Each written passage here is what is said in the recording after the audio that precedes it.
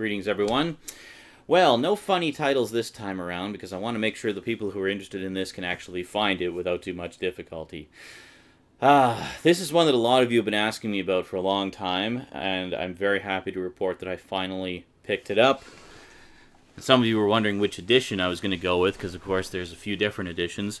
The one I decided to go with was the Digibook, because I just love Digibooks, especially for classic films like this, because I think it's just gives them a little bit of extra class for the classics. We are, of course, talking about E.T., the Extra-Terrestrial. Big deluxe collector's edition, beautifully remastered for Blu-ray.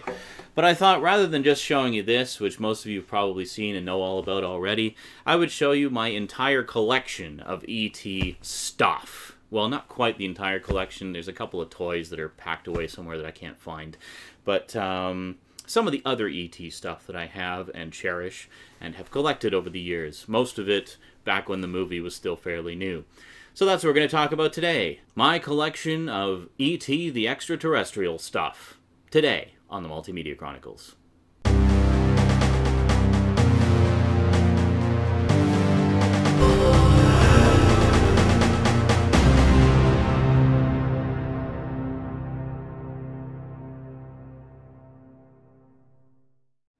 Welcome back.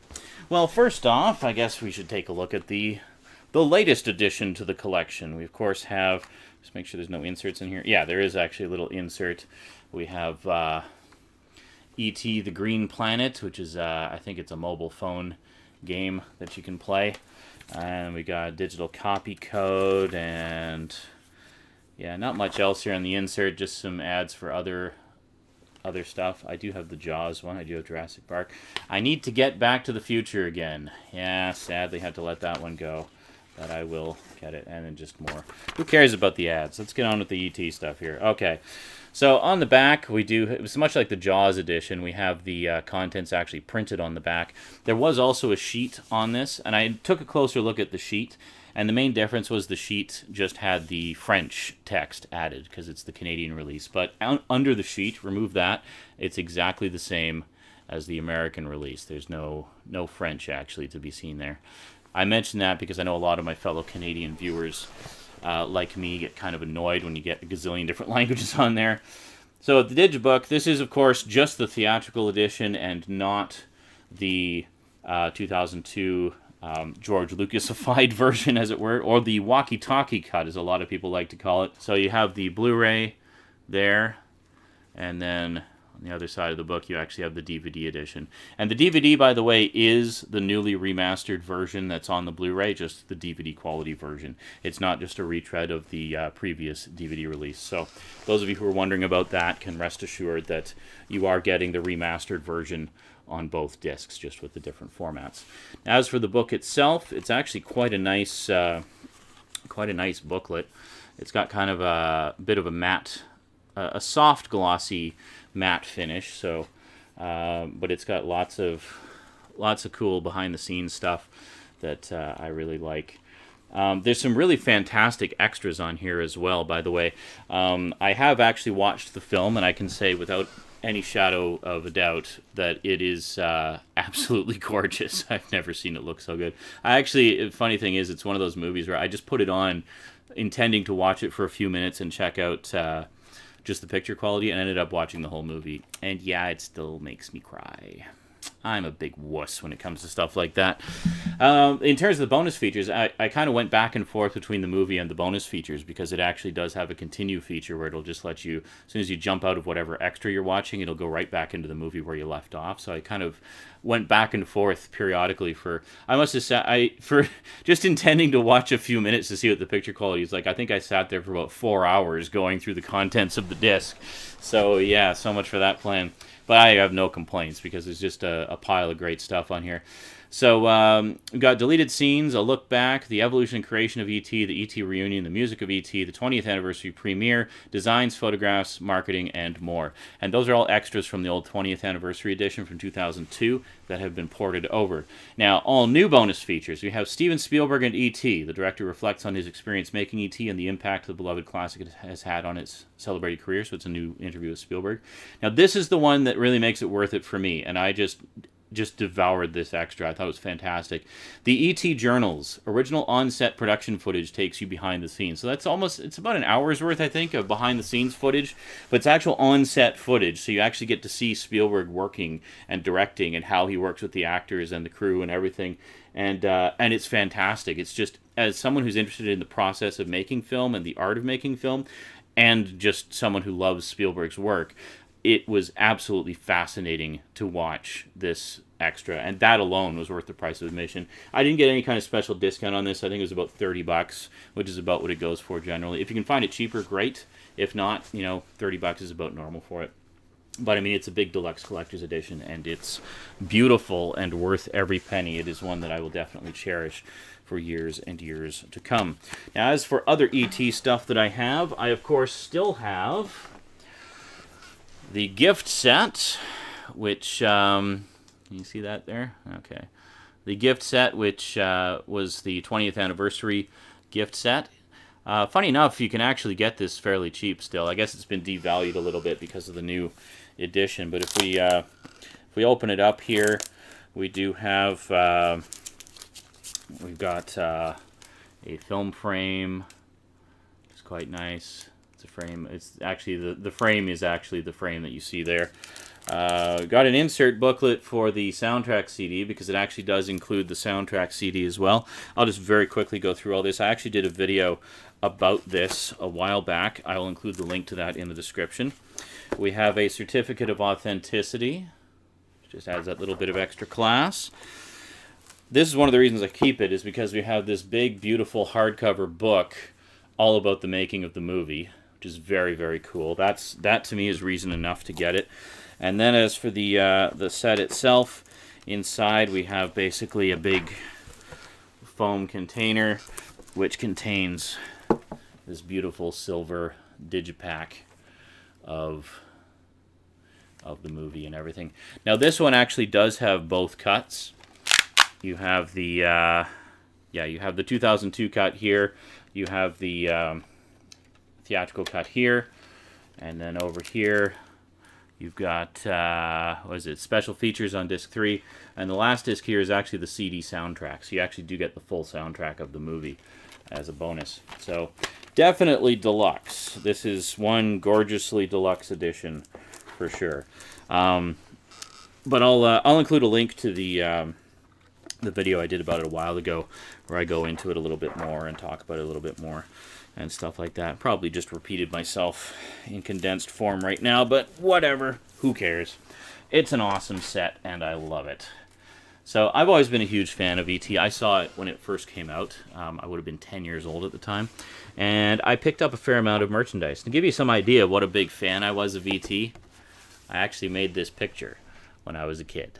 It's actually all made out of yarn and then glued on. I don't know how well you can see, but there is actually different colors of brown there. You can see a little smile there. You can see I did the lines in his neck, a couple little nostrils for his nose, and yeah. So that was me, little kid me, expressing my love for E.T. And I even signed it on the back, Sean M.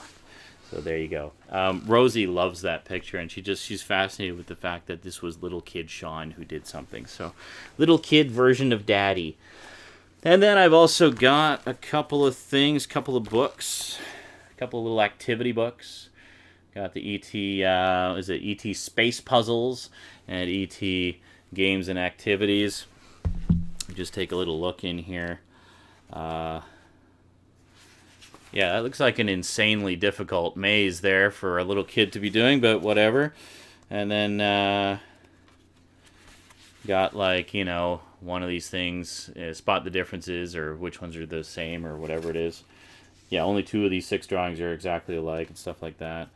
And then you got these weird things where you have to find hidden words and just all kinds of different activities. It's basically a pretty straightforward, typical activity book. You got like a word find and stuff like that, and it's much the same. It's exactly the same kind of things in this one. There's really not that big of a difference.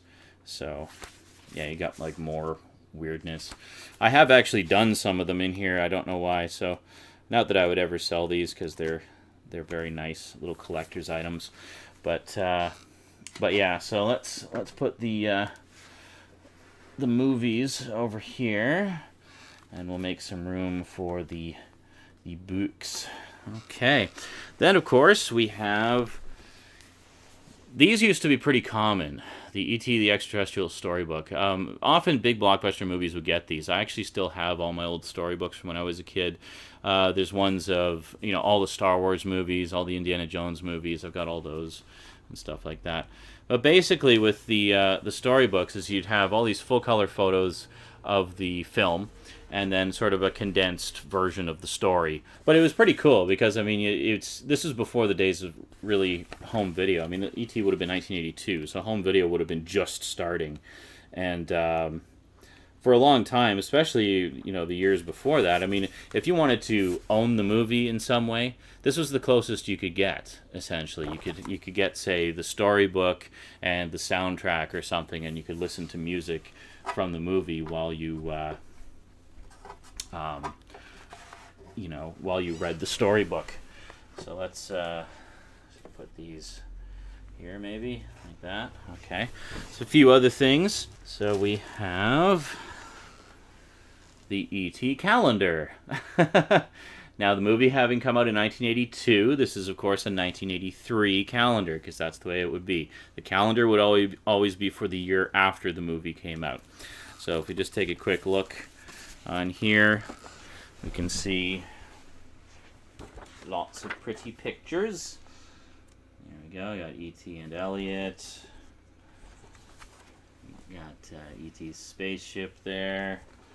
And I'm not going to show you all the pictures, but E.T. raiding the fridge.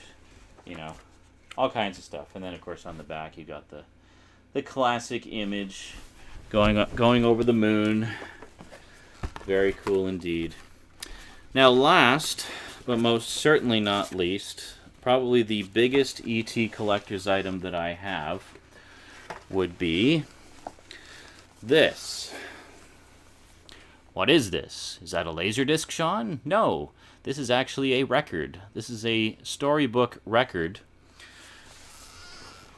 Just hold on a second here. A storybook record with a poster.